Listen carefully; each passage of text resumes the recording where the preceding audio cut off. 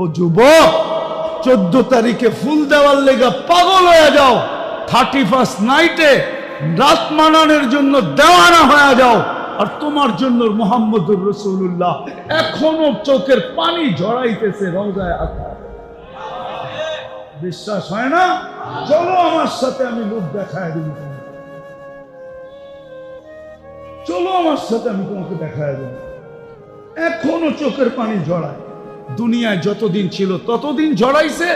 মৃত্যু লগ্নে আল্লাহর সান্নিধ্যে চলে যাবে, তখনও জড়াইতেছে, এখনো জড়াবে।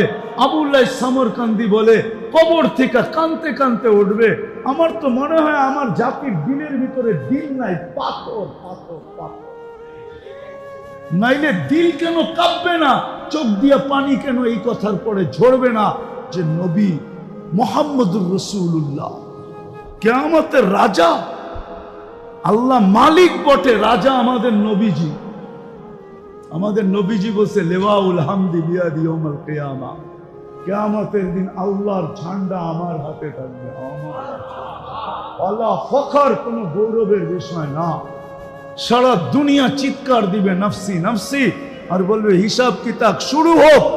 আল্লাহ তাকায়ও দেখবেন না, আল্লাহ অপেক্ষা করবে, বন্ধু চাবে কখন আমি নামবো কখন। আবার কেমন ব্যবহার, কেমন!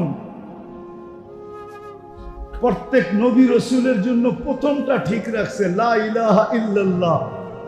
পরেরটা না, না, অন্য নবীদের জন্য পরেরটা।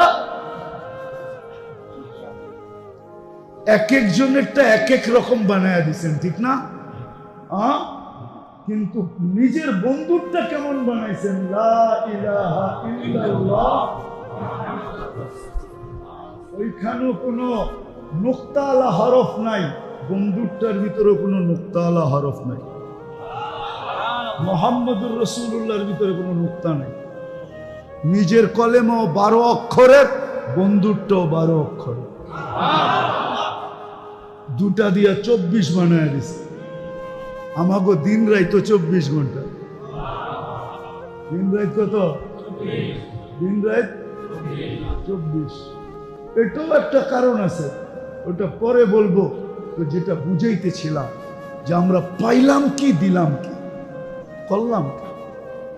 আজকে তো এই জন্যই আমরা নির্যাতিত। তাহলে এই উম্মত তো নির্যাতিত হওয়ার কথা না। এই উম্মত নির্যাতিত হয় তো হয় কিভাবে? কিভাবে নির্যাতিত হয়, কিভাবে নিষ্পেষিত হয়, কিভাবে ঘৃণিত হয়, কিভাবে দীক্ষিত হয়। সারা দুনিয়া এদের পয়সা দিয়ে লালিত পালিত। 70% সম্পদ সারা দুনিয়ার মুসলমানের কাছে। কি যারা ব্যবসা করেন, ব্যাংক চালান, জানেন না কি 70% মুসলমানের কাছে না? তেল কয় পার্সেন্ট মুসলমানের কাছে? দুনিয়া 70% মুসলমানের কাছে। গ্যাস 70% মুসলমানের কাছে। দুনিয়ার সবচেয়ে বড় টাকা মুসলমানদের কাছে। সোনার পাহাড় মুসলমানদের কাছে। কোন জিনিসটা নাই মুসলমানদের কাছে? বলেন কোনটা নাই? সব মুসলমানদের কাছে। হ্যাঁ, দুনিয়াকে খাওয়া শিখাইছে মুসলমান। মুসলমান থেকে বেশি খায় কে? বলুক না কেউ মুসলমানদের থেকে বেশি খায় কিনা। হ্যাঁ, পিজা একটা খাওন নাকি মিয়া? হ্যাঁ, বার্গার একটা খাওন, হটডগ একটা খাওন।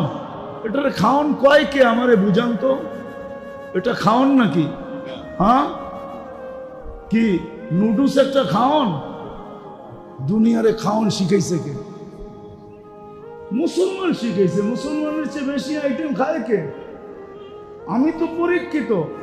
2008-এ আমি ইটালিতে বসছি বলোনিয়া খাইতে। তো আমার পাশে এক শিল্পপতি বসছে, নবমুসলিম ইটালিয়ান। তো বলতেছে, মুফতি সাহেব আমার বিশ্বাস হয়ে গেছে।